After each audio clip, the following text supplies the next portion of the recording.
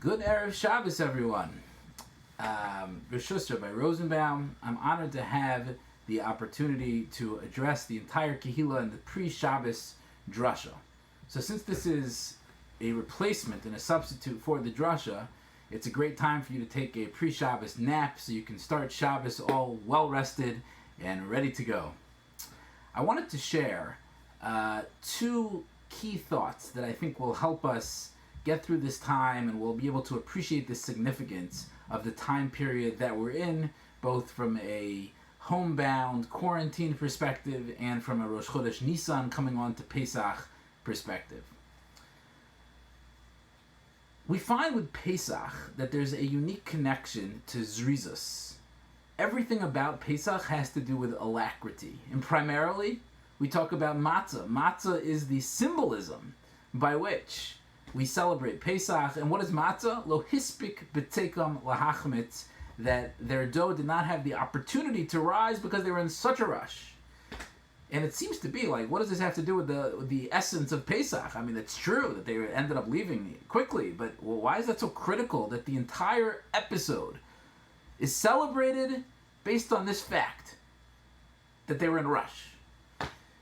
A Rabbi of mine, Rabbi Hartman, of Maharal fame, he writes, he told me, he says, you know what this is similar to? He says, this is similar to somebody who was in the Entebbe hostage situation and held as a hostage in Entebbe and bedded down for the night. They were all held hostage in the airport, and in order to make himself more comfortable, this particular individual took off his belt so he could sleep somewhat in the airport. And that night, the Israeli soldiers came and rescued them, and they were rushed out and ushered straight into planes, and they were flown to safety.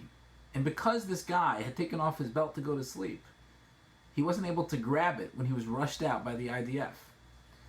So every year, he commemorated his rescue from Entebbe by getting together with all of his friends, and they used to take their belts that they used for that year and create a big bonfire and all burn their belts and have the belt celebration to commemorate his rescue from Entebbe.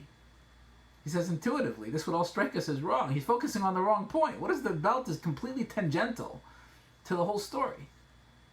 And seemingly, when it comes to matzah and Pesach, it also seems to be tangential. It's true, we were in a rush, but so what? Why is that so critical to the whole story? Rav Hutner, in his first essay on Pesach, he elaborates on this question. And he writes a fascinating thing. He says, we find that Zrizus is uniquely connected to Matan Torah. It's to our status as being the chosen people. He says, where do we find this? There's a Gemara in Eruvin. The Gemara in Eruvin tells us that Ilmale Nisna Torah, were the Torah not to have been given, we still would have learned out. We still would have derived midos, our character traits, from nature. And the Gemara goes on to give several examples. We would have learned, the Gemara says, we would have learned Derech Eretz from a Tarnagol. We would have learned Gezel from a Nemoah. We would have learned how to not steal from an ant. And so on and so forth. The Gemara gives multiple examples of these things. The Gemara does not say we would learn out Zrizus, alacrity, from an ant. Which is interesting because throughout Chazal we always find Atzel, the one who's lazy, look at the Nemoah, look at the ant. And yet in this particular Chazal, had the Torah not been given, it's not mentioned that we would look to the ant to teach us Zrizus or for purposes of learning alacrity. So he says it seems to indicate that there's some unique connection between Zrizus and Torah becoming God's chosen people, Matan Torah. And what is that? And Rav Hutner develops an unbelievable idea that I think will help us appreciate the times that we're in and the notion of Nitzchias Yisrael, the eternal existence of the Jewish people. And here's what he says.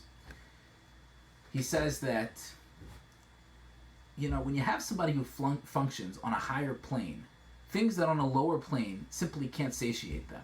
The example given is if you have a princess who marries a common villager, the villager can bring her the nicest things that he knows of, but it's still not, she exists on a different plane. It's still not something that speaks to her. Says Rav Hutner, he says, we are called, in Pirkei Avos, we're called Banim Lamakom, Chavivin Yisrael Shinikru Banim Lamakom. Is us, the Jewish people, we're called Banim Lamakom. We have a unique relationship with the Almighty, a unique relationship with God. with spirituality, with the infinite God. And that's our status, is that we have that unique relationship. So for us, physicality, engaging in the world of physicality, is something which really can never fully satiate us. So as we perform mitzvahs that are physical mitzvahs, we're confronted with this duality. Is that we're spiritual beings. We don't engage in this physical world. How can we possibly reconcile these two contradictory things? So says Rav Hutner, fascinating. Says Rav Hutner that the idea is that since time is what governs physicality, time is a creation as well, and it governs, there's a beginning, there's a middle, and there's an end, that's what governs physicality. Our encounter, the spiritual encounter with physicality, is marked by alacrity, by trying to overcome time. That's indicative of our spiritual existence. How do we spiritual beings, banim lamakom, how do we, God's chosen people, engage with physicality? We do so in a manner that tries to overcome time. To do something that should take 10 minutes, we try to do it in 5 minutes. That demonstrates our ability to overcome time, to demonstrate that we're not bound by physicality, because really we're spiritual, we have a spiritual nature to us. So this idea of alacrity is the essence of our identity. It speaks to who we are, is that we're a people connected to the infinite. How does the infinite encounter the finite? With alacrity. We overcome time. We do things quicker than they take. And therefore the whole story, it's not for naught that we were lo hispik and betikim lahachmitz, that we were rushed out of Mitzrayim. That's the essence of our existence, of a spiritual people engaging with physical life, being born into a nation, as the Navi tells us, is Yom Huladatech. We were born into a nation, a spiritual nation in a physical world that has to happen with alacrity. So the nitzchias of Yisrael is because we are connected to a higher source. We're connected to the infinite. We're connected to HaKadosh Baruch Hu in a very unique way. And therefore we engage with alacrity. And that speaks to our essence of being a special people. This is a very comforting thought. This is going to be the third week. The third week that we're not able to go to shul. The third week where our lives are completely uprooted. We're stuck at home. People are are getting sick. There's a lot of financial tsaras. It's a difficult time. If we can appreciate the nitzchias Yisrael, the eternal existence of the Jewish people, it's because we have a unique connection to God, the source of all life, who's infinite, above time. And that's who we are as a people. That's our identity. And therefore we have to react to physicality with alacrity. Therefore that speaks to our essence. And that's what matzah represents. The notion that we are a spiritual people. And that speaks to our eternal existence. It's an incredible idea. But now to bring that incredible idea down to the practical, I saw a beautiful thought from Rav Hirsch. And I'll preface this thought with the following. That, these Shabbosim, these are long Shabbosim. You have no shul to go to. You have your home. Baruch Hashem, you get to spend it with your family, a long time together.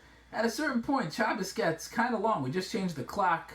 Last week at about 6:37, we'd been inside, outside. The kids, Kanai Nahar, are bouncing off the walls. I started singing, Shabbos is not going away. The sky's not getting dark. There is no end to the day. It's a long day, Baruch Hashem. Rav Hirsch tells us a beautiful thing, though, when it comes to the bias. And here's his thought. And hopefully this will frame it for us. He says like this. He says that Vayikchu lehem ish sela beis avos sela bias. As the pasuk tells us when it comes to the Korban Pesach, Vayikchu lehem ish sela beis avos sela bias. What does this mean? He says Vayikchu lehem ish means is that each person is an individual. Ish, the notion of I have a unique individual relationship with God. And that's how we approach Korban Pesach, which is the notion of mitzvahs in general. But there's also sela beis avos sela bias. Is me as an individual, I'm a link in the chain. I'm a link in the chain to Beis Avos, to all of those that preceded me, and Labias, to all of my descendants, to my household, to my future generations. So he says, when you look at your bias, what is your bias comprised of? There's three components. There's me, the individual, my relationship with God. There's everything that's based upon, everything I come from, all of the people that I descend from, generations and generations, all the way back to Matan Torah, and then there's future generations. Sela Beis Avos, Sela Bayis. So as we're home this week, and the hours of Shabbos are hours to appreciate and tap into this idea that we each have a unique relationship with God, unique relationship to this Nitzchias Yisrael, this being an eternal spiritual Jewish people. But where does that come from? It goes back, Sela Beis Avos, and it goes forward, Sela Bayis.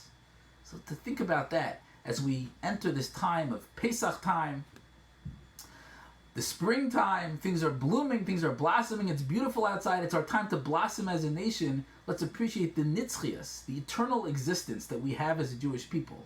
And the three components to that is us as individuals, where we come from, and what we will create in the future, the Sela Bayis. So with that, I bid you good Shabbos, and I hope everybody has a wonderful, happy, and safe and healthy Shabbos. Good Shabbos.